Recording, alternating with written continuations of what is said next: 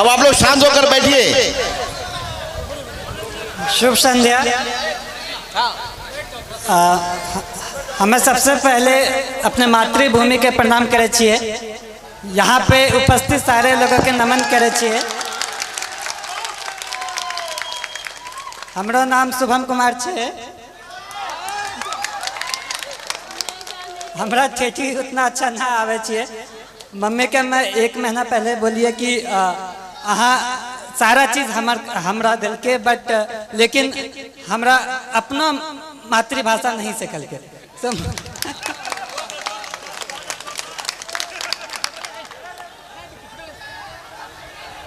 आप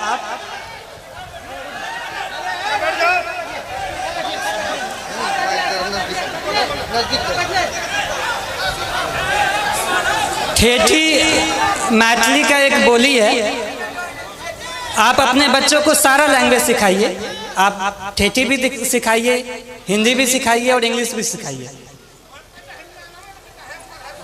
आप लोगों को लगता होगा कि मैं ऐसे ही बोल रहा हूँ, लेकिन मैंने जब अपनी ट्रेनिंग एकेडमी में सबसे पहले गया तो वहाँ पे सारे यूपीएससी क्रैक किए हुए बंदे थे। सारे वहाँ पे जो भी थे सब रैंकर थे, टॉपर्स थे। तो सारे लोगों ने पूछा कि शुभम तुम हिंदी क्यों बोलते हो, तुम्हारा मातृभाषा क्या है? तो हम बोले कि मातृभाषा ठेठी है, वो कभी सीखे ही नहीं। सो वहाँ पे सारे लोग बोले कि उनकी तो हिंदी तो दूसरी भाषा है। सारे लोगों का कुछ ना कुछ उनका खुद का भाषा होता है और वो उस पर गर्व करते हैं। तो मेरा ये कहना है कि आप अपने कल्चर को, अपने संस्कृति पे गर्व होना चाहिए। जहाँ भी मैं गया वहाँ पे शुरुआत में लोग बोलेंगे कि एक बिहारी है, लेकिन धीरे धीरे उनको यकीन हो गया कि बिहारी क्या कर सकता है।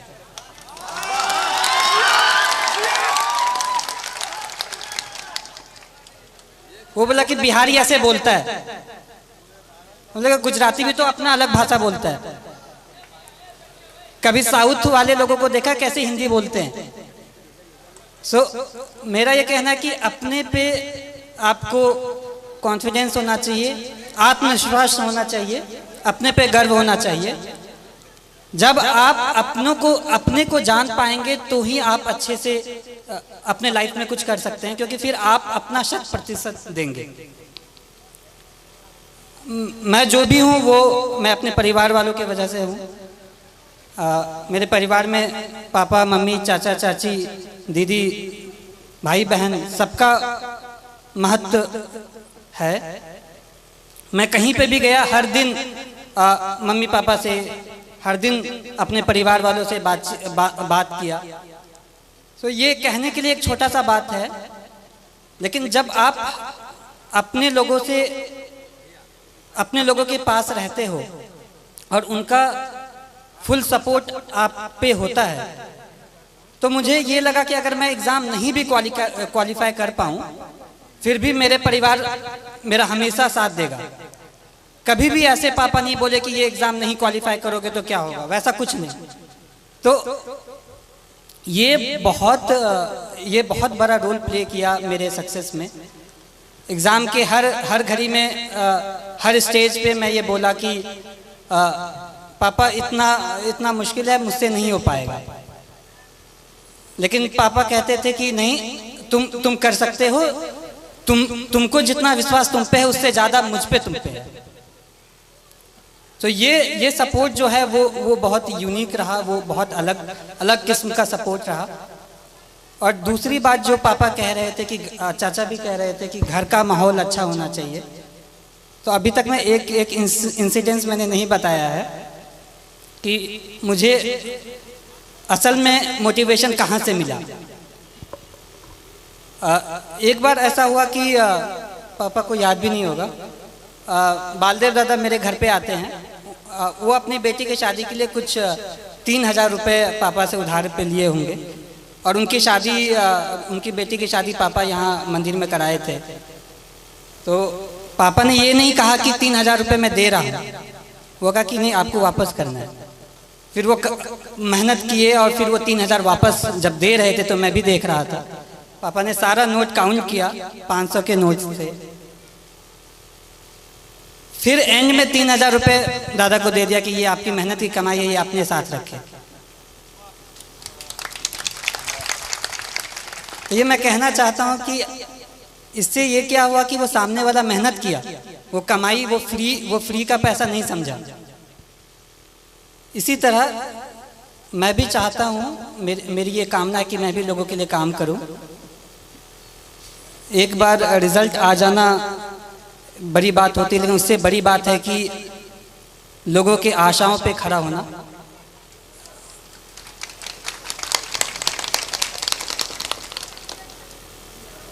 मैं भगवान से प्रार्थना करता हूँ कि मुझे इतनी शक्ति दे कि मैं हर लोगों की आशाओं पे खड़ा उतरूँ। इसके अलावा आप जो भी रहें, लेकिन सबसे पहले आप आदमी अच्छा बने। लोगों ने कहा कि तुम्हारा लक बहुत अच्छा है, एग्ज़ाम क्वालिफाई हो जाता है, अच्छे कर लेते हो, लेकिन मैं ये कहना चाहता हूँ कि आपका लक तभी साथ देगा जब आप खुद के लिए आप सही हो, आप दूसरों के लिए सही हो। आप दूसरों की मदद करें, आप पे भगवान मदद करेगा।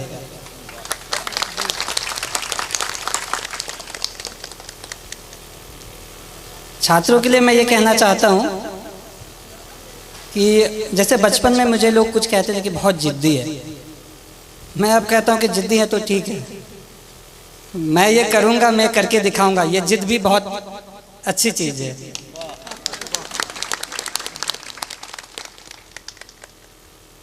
जिंदगी में उतार चढ़ाव हर किसी के ज़िंदगी में होता है, मेरे भी ज़िंदगी में रहा। जब विद्या विहार में क्लास 6 में गया तो 110 लोगों में मेरा स्थान जो होता था वो 40-50 के आसपास होता था, लेकिन पापा मुझे कभी फोर्स नहीं किया कि तुमको पहला स्थान ही लाना है। क्लास 6 में ऐसे ही रहा, 7 में भी क्लास 40 के आसपास ही रैंक रहता था। क्लास 8 में किसी ने मुझे कह दिया कि शुभम बहुत लकी है, 40 के आसपास रैंक आता है, सेक्शन ए में चले जाते हो। विद्याविहार में रूल था कि टॉप 40 वाले को सेक्शन ए में रखते थे। तो फिर मैं ये सोचा, मैंने प्रण लिया कि मैं ये करके दिखाऊंगा कि ये बस लक नहीं है, मैं मेहनत करूंगा। छात्रों को ये कहना चाहता हूँ कि जब आप प्रण लेते हैं, आपके पास एक प्रॉपर प्लान होता है, आप उसको इम्प्लीमेंट करिए और धीरे धीरे आप खुद का एक बेहतर सेल्फ बन के निकले। आपको ये हमेशा लगना चाहिए कि आज का जो मैं हूँ वो कल का जो मैं बनूंगा वो आज के मैं से बेहतर बनूंगा।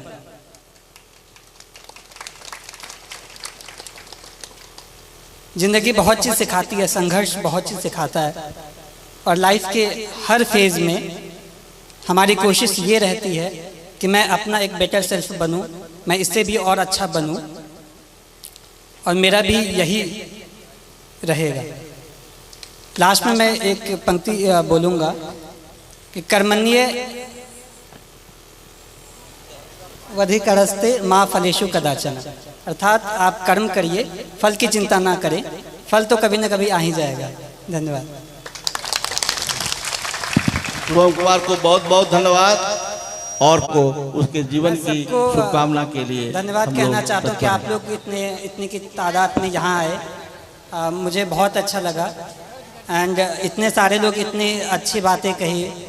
मैं ये विश्वास दिलाना चाहता हूँ कि आप लोगों ने जैसा भी सोचा होगा उस पर मैं खरा उतरने की कोशिश करूँगा। धन्यवाद।